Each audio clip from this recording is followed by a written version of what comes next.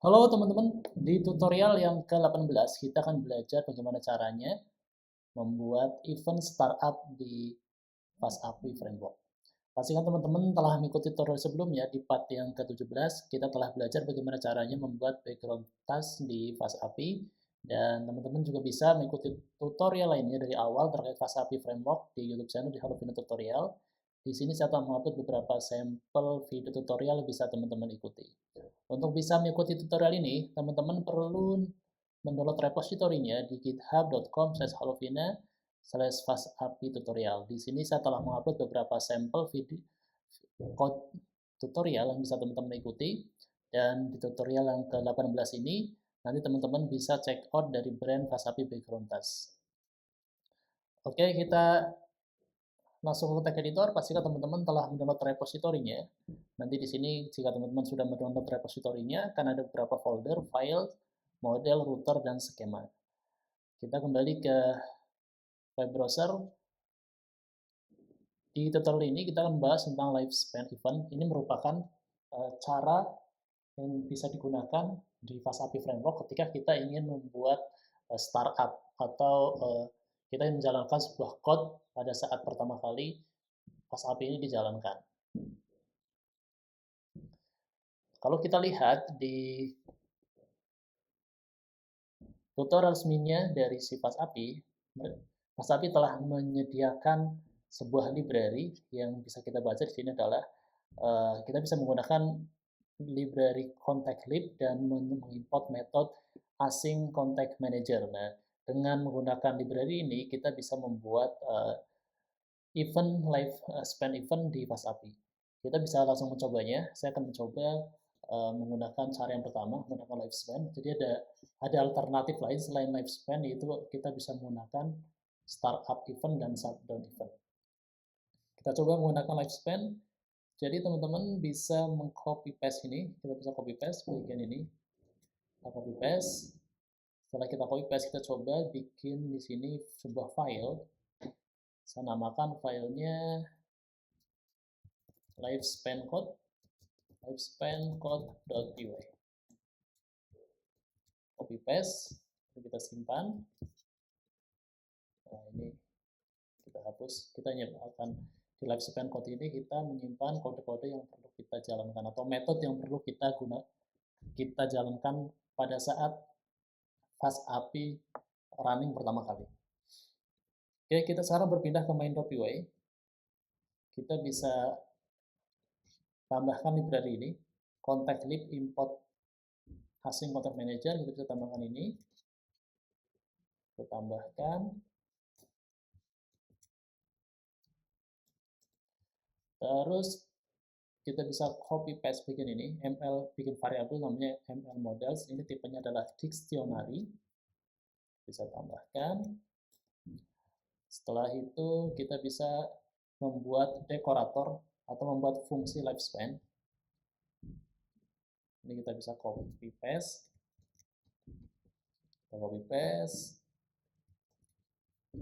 Tentunya nanti teman-teman bisa mengembangkan kodenya sendiri ya. Ini hanya sebagai sampel bagaimana cara mengimplementasikan lifespan di FastAPI project.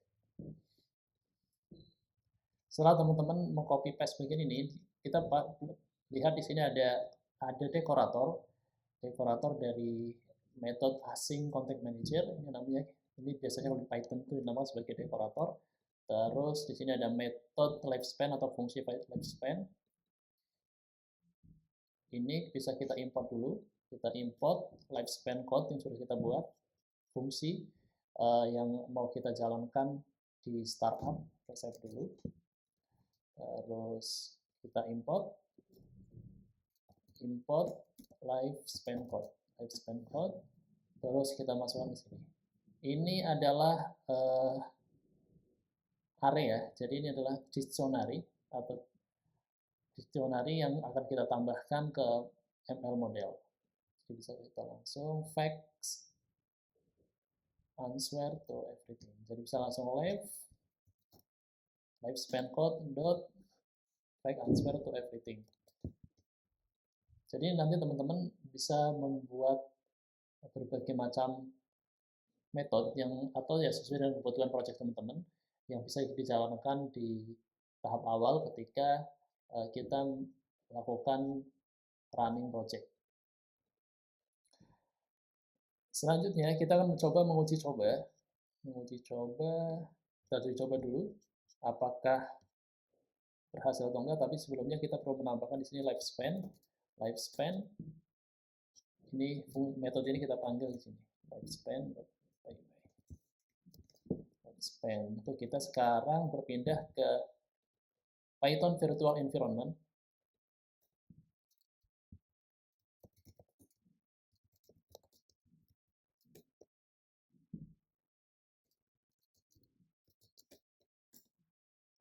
Setelah teman-teman berada pada mode Python virtual environment, kita bisa mencoba mengcompile-nya untuk memastikan bahwa kode yang sudah kita implementasikan itu tidak ada yang error. Tinggal fast seperti biasa, fast API run main.py. Oke, kodenya berjalan normal. Kita coba sekarang tes dengan kita membuat sebuah router. Kita tambahkan ini, kita bikin root baru.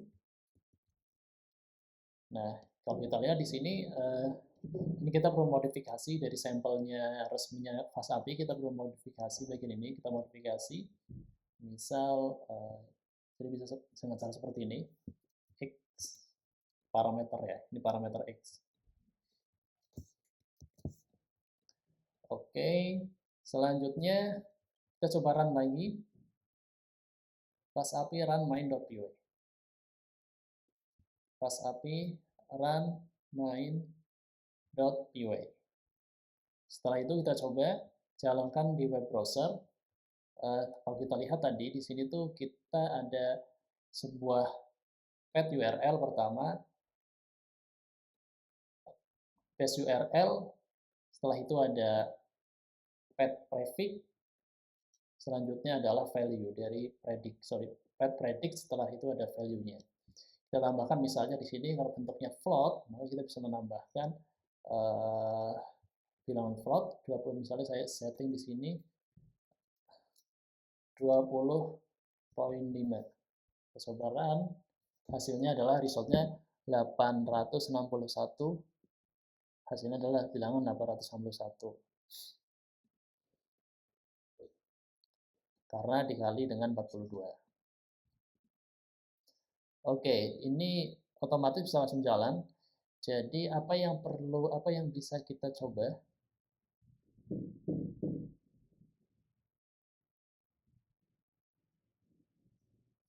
Coba kalau misalnya kita setting ya, misalnya kita setting predict,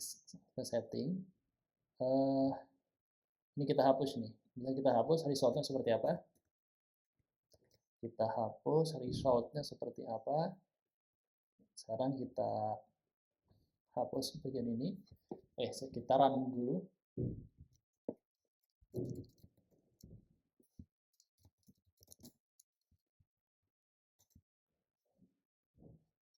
Kita cek.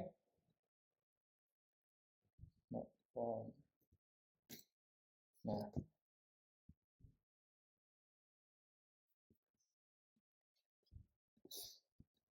oke. Jadi fungsinya live event, kalau kita baca-baca di sini, live event itu fungsinya adalah kita dapat mendefine sebuah logic yang akan dieksekusi sebelum aplikasi running. Nah, ternyata selain menggunakan lifespan, bisa juga di Fast API itu kita menggunakan alternatifnya tuh, kalau kita lihat di sini alternatifnya tuh ada dua. Kita bisa menggunakan startup, event startup. Jadi event startup itu kita pakai kita copy paste. Kita bisa pakai langsung di sini. Tambahkan. Kita taruh di main.py on event startup. Atau kita juga bisa menambahkan on event shutdown. Kita cek bagian shutdown. Nah ini, app on event shutdown. Kita bisa juga menambahkan ini. Jadi kedua event ini akan dijalankan startup berarti ketika project pertama kali digunakan, dan shutdown itu ketika ketika project telah selesai. Atau misalnya kita mau mematikan si service, nanti si shutdown ini otomatis akan event shutdown ini akan dijalankan, akan tereksekusi. Oke teman-teman, demikian terkait dengan lifespan. Nanti teman-teman bisa mendownload code-nya atau bisa mempelajari code-nya. Sebenarnya bisa langsung di dokumentasi resminya dari FastAPI karena di sini sudah cukup lengkap.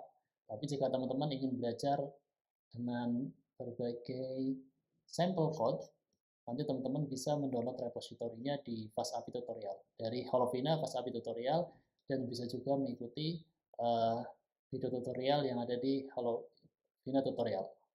Selamat mencoba.